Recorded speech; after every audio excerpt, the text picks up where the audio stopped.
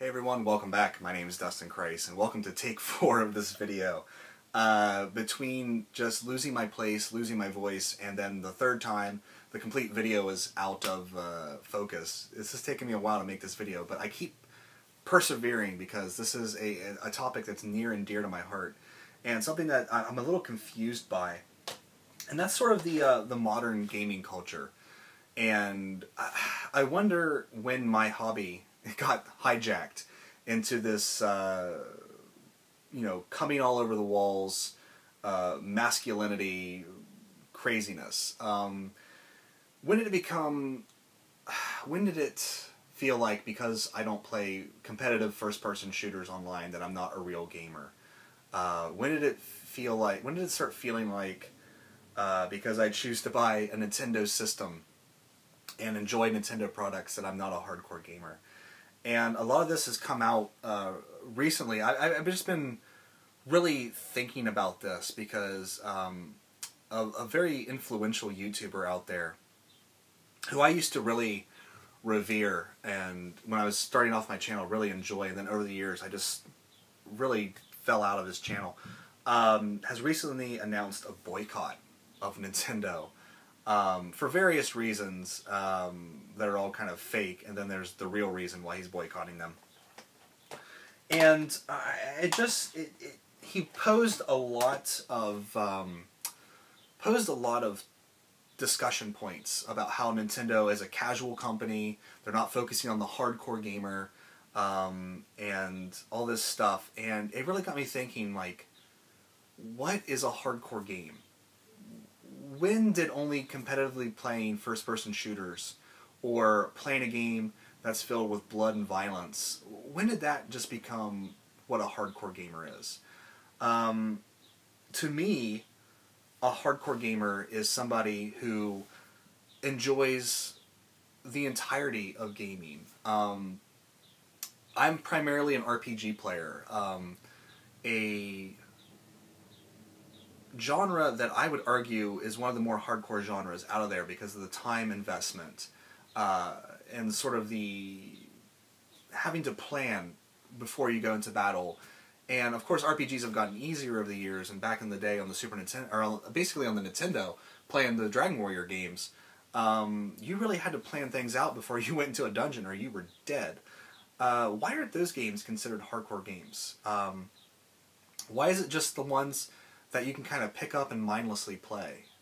And I'm sorry, I don't mean to slag off an entire fandom out there of a genre, but first-person shooters, I can pick up a first-person shooter and play it stone drunk pretty well. I'm not gonna lie to you. I can tear through a campaign pretty well stone drunk. And conversely, I can do that with RPGs as well, to a certain extent, although I won't know what's going on in the story because I have to actually read. But what makes a game hardcore, and why aren't Nintendo games considered hardcore, and why is Nintendo getting all this hate all of a sudden? It's one of those things, I think, where it's easy to pick on the different thing. It's easy to pick on a kid who's a little bit different. I know that because growing up I was a little bit different. I grew up in an era when you didn't play video games, when it wasn't cool to play video games. And I remember getting picked on for that. I enjoyed different things like Power Rangers, and I enjoyed G.I. Joe and things like that. And even today, I still walk down the toy aisle and look at the G.I. Joe figures and see if I can find a Snake Eyes or Storm Shadow that looks really cool. I just bought Power Rangers on DVD. So even today, this is something I carried with me all through my life. In high school, I liked watching Dragon Ball Z, and that wasn't a cool thing. So I know the mindset of being able to pick on sort of the weird thing.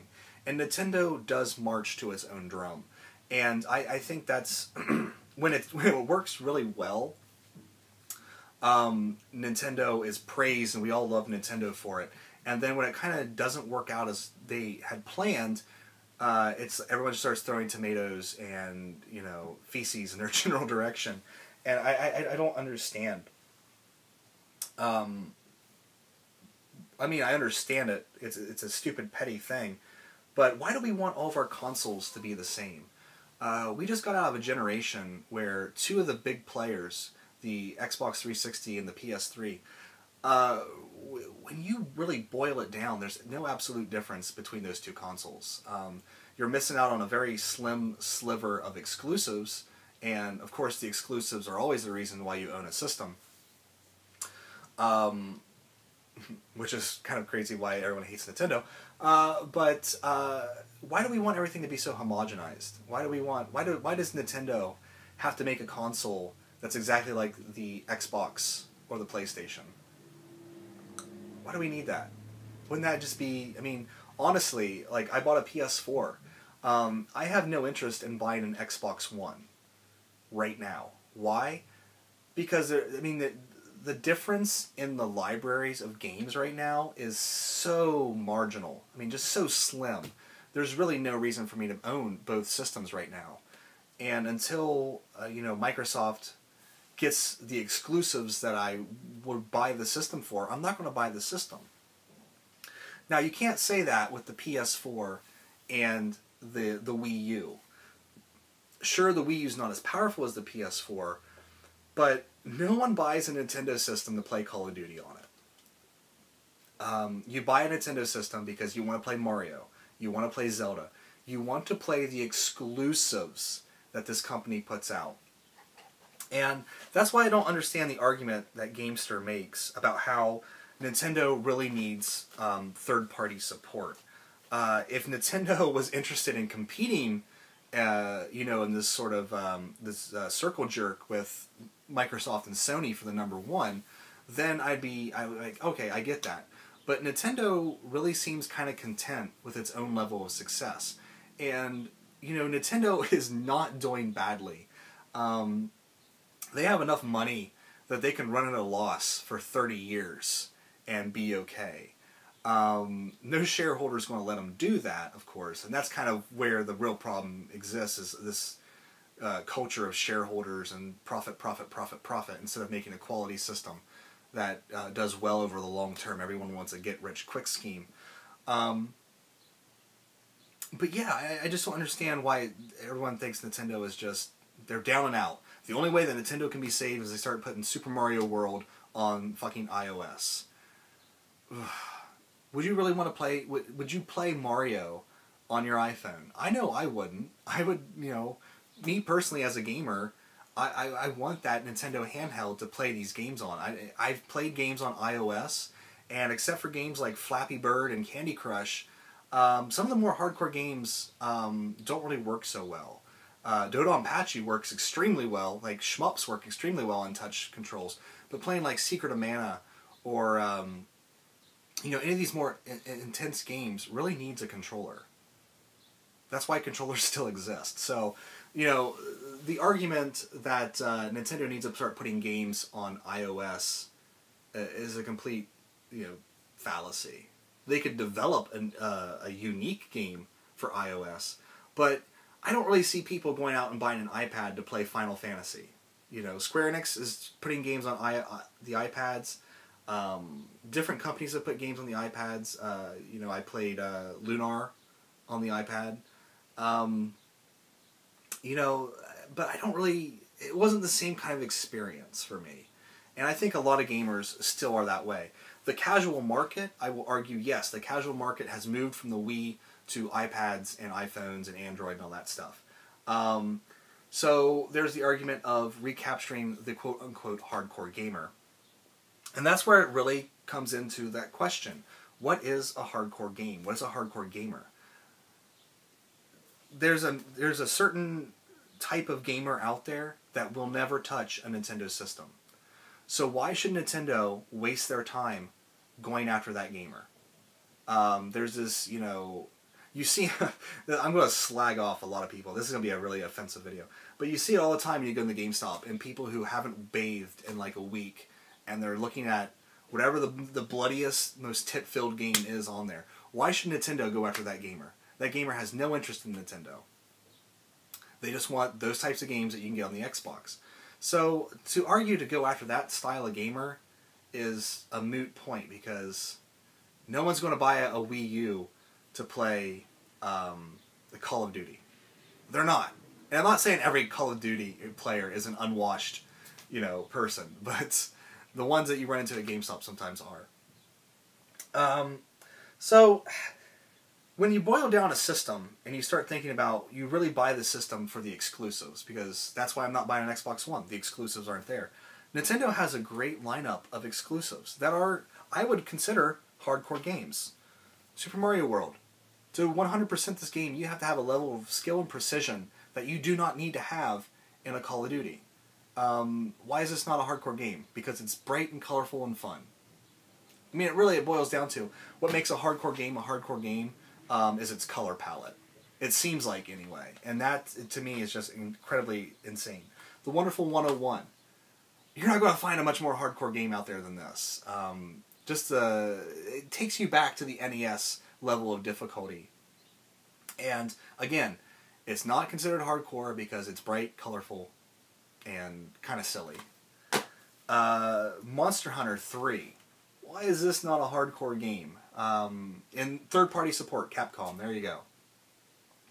Again, this is not a game that you can just easily hack and slash your way through. You have to have skill and timing and precision. Why does skill and precision not make for a hardcore game? And I'm not saying you don't have to have skill and precision for first-person shooters, because my abilities in first-person shooters shows that there is skill and precision, because I have none.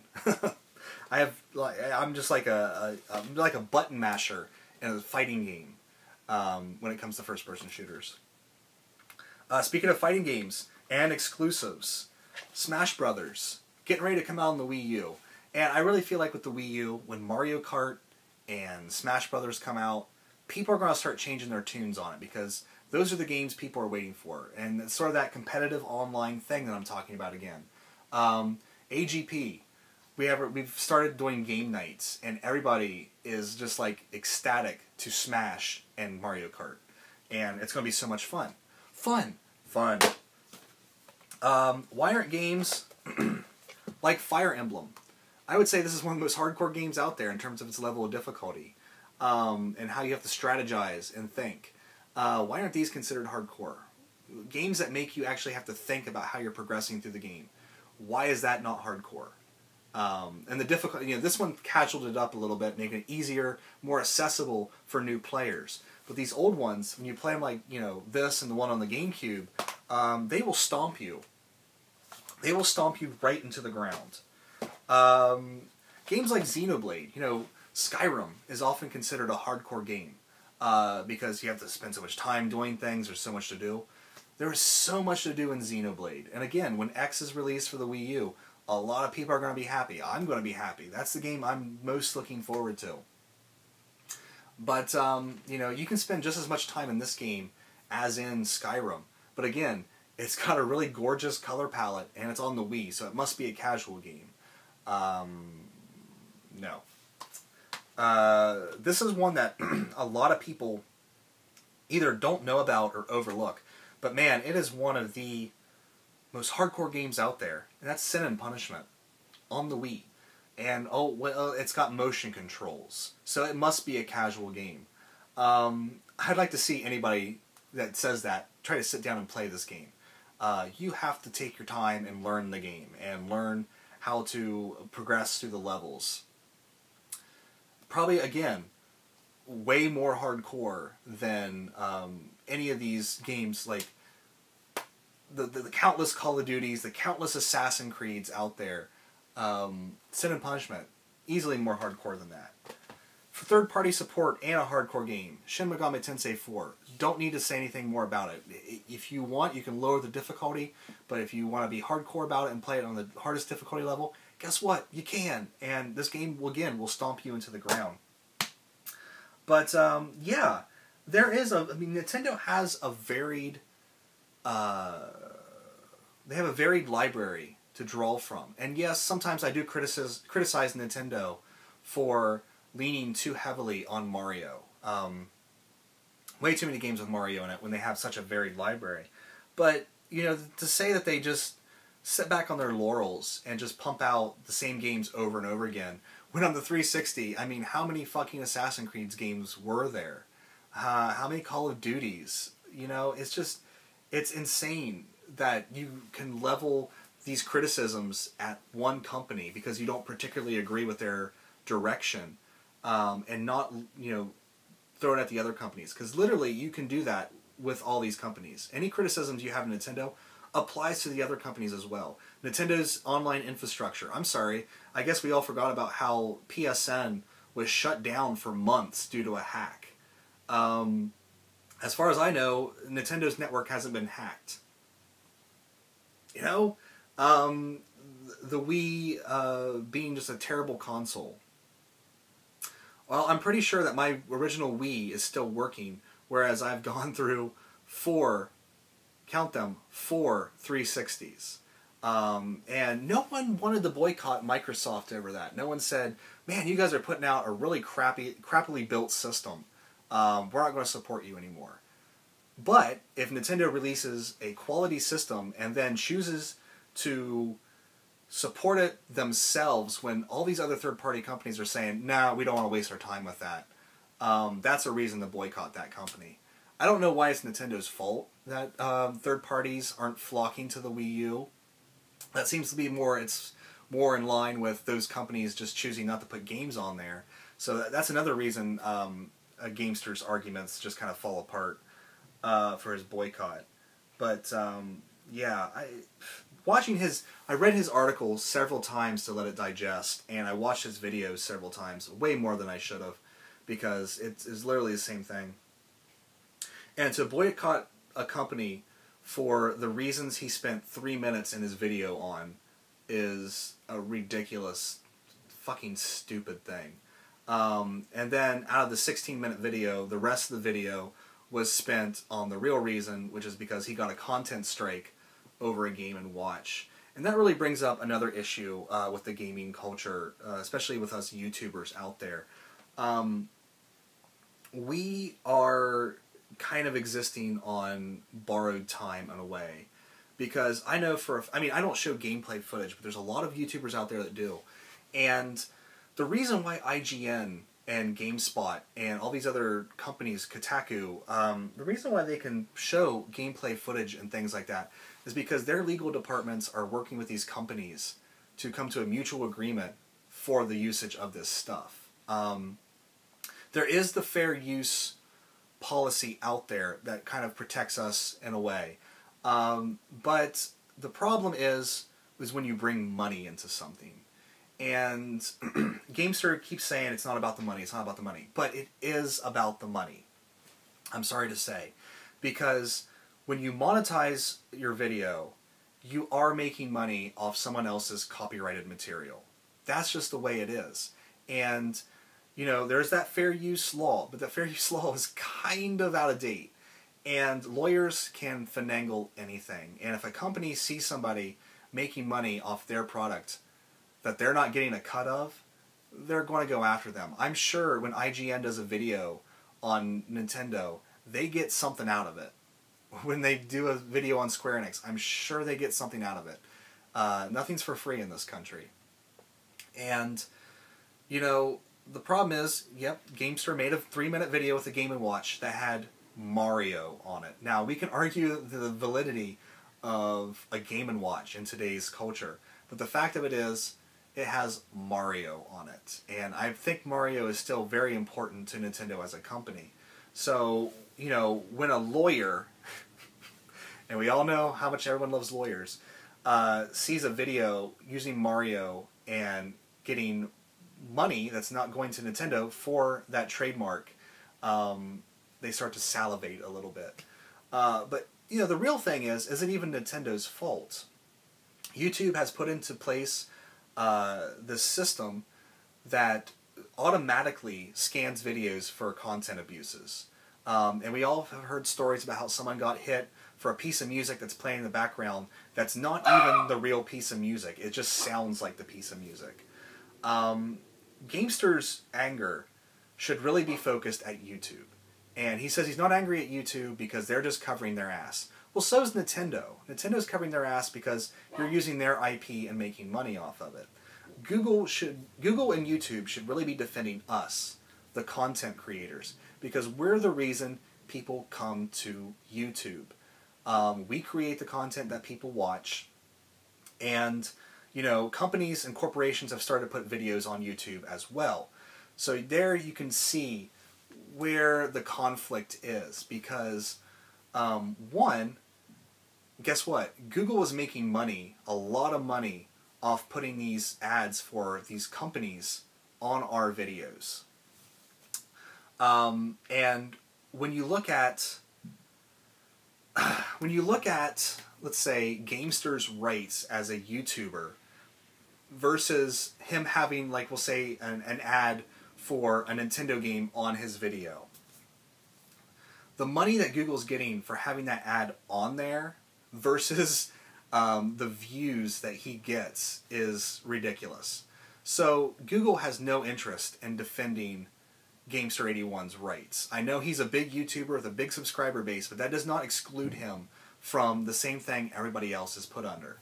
They're not going to sit there and defend one guy that lives out in Arizona versus a corporation saying, "Hey, we don't like that this guy's making money off our stuff." When you get legalese and money involved, I'm sorry, our rights as YouTubers get trounced on, because Google is going to protect their corporate interests, and they're going to protect their corporate relations with these other companies, because they're getting a lot more money probably from Nintendo to put ads on YouTube than they're making off Gamester's views. It's probably true. So really, the anger should not be directed at these corporations. And I mean, it's a shit thing. It's a shit thing that this is even happening, because one, we are giving free advertisement for these companies, showcasing their stuff. And gaming's not exactly like movies. I mean, there's a difference between watching a game and playing a game. There is a difference. But in legalese, there's no difference. It's copyrighted material, and they're using it. So instead of getting angry at like Square Enix and Nintendo and all these companies doing this, we should really be angry at Google and YouTube for not defending us, the reason why people even come to Google, or not Google, but the reason why people even come to YouTube to watch our content and the things we have to say.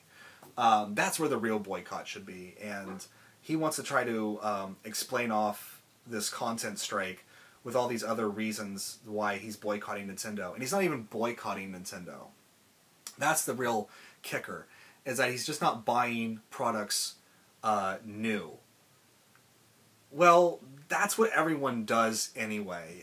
We all kind of set and wait on a game to drop in price. I'm waiting on Lightning Returns to drop at the $20 range, because I don't want to pay full price for that game. So congratulations, Gamester81. You're doing what everyone else is doing and calling it a boycott. He's just going to buy the must-have games used. Well, that's, again, not a boycott. I personally choose to boycott Walmart because I think they personally destroy small towns. I've seen it happen in my own town. We have 2 Walmarts in a city with a population of 25,000. And local businesses have just disappeared because of Walmart's presence. We have 2 Walmarts and a Sam's Club in a town of 25,000. And you can just see the devastation. The local stores in the mall have all gone out of business because the mall's losing money, because no one shops there anymore. And I personally choose not to shop at Walmart or any of the companies that they own. I don't send people there to buy products for me. I avoid it completely. That's a boycott. If Gamester really wants to boycott Nintendo, get rid of your Nintendo stuff and don't buy any Nintendo products anymore. That's a boycott. What you're doing is just what everyone else does anyway, which is wait for the games to be used to buy at a lower price. So, yeah, so that's kind of everything just kind of culminated at one point, and really it was the Gamester81 video that really just made me go, wait, whoa. What is going on in gaming culture when, you can say that Nintendo systems are casual? The Wii had a lot of shovelware on it. but it had a lot of hardcore games on it as well. And I just don't understand the definition of hardcore gamer, I guess, because my definition of hardcore gamer is vastly different than somebody else. If you own one of the obscure consoles like a Sega CD and actually play it, there's a chance you're a hardcore gamer. If you just own an Xbox 360 and play nothing but Call of Duty, you're not a hardcore gamer. Not to me, anyway. If you pull out an Atari 2600 and play Yar's Revenge for a couple hours, you're a hardcore gamer in my book. If you just sit and play, again, Call of Duty for hours, you're not a hardcore gamer. That's just, you just play one game on one console. So that's my definition, and sort of my response to this whole Gamester81 hating, even though he says I don't want Nintendo to go the way of Sega, you know, and just make games for other consoles, but I'm not going to support them anymore. Well, if we all did that, then they will go that direction. He contradicts himself in that so much, except when he's talking about his content strike, and then you can see where the real reason is. So, YouTube drama, and just kind of figuring out my place in the greater gaming world, I guess, because I would consider myself a hardcore gamer, but anytime I talk to someone who plays Call of Duty and I say, no, I don't play those games online, I immediately get dismissed as a gamer, which is ridiculous, because I've been gaming all my life. But anyway, that is just my video on this. I'm sure I'm going to get a lot of shit for ever questioning Gamester81. You know, how dare I question his judgment? And I'll probably get a lot of shit from the first-person shooter kids, which I love first-person shooters. I enjoy playing them as well. I just don't like the how the competitive bullshit, you know, how that stuff has become what a gamer is, and why aren't people who enjoy casual games gamers, you know? I see people playing Candy Crush on their phones all the time, and it brings a smile to my face, because I'm like, they're playing video games. I don't care what you play. Play whatever you want. It's all good to me, but don't make yourself superior, feel superior because of what you play. And of course people will be like, well, aren't you making yourself feel superior? Well, yeah, maybe a little bit. It's my video, I'll do what I want. Yeah, but just don't slag off people for what they enjoy to play. I'm not slagging off first-person shooters. If you love first-person shooters, go for it. Chance loves first-person shooters, and I love Chance. So, there you go.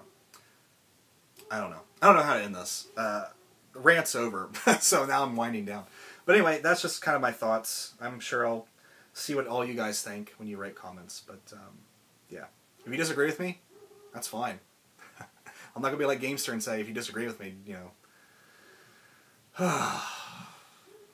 Weird. If you agree with me, like this. If you disagree, fuck off. Anyway, guys, that's it for this video. I'm going to go play some South Park. And, yeah. So, I want to thank you all so much for watching. Take care. I'll see you next time.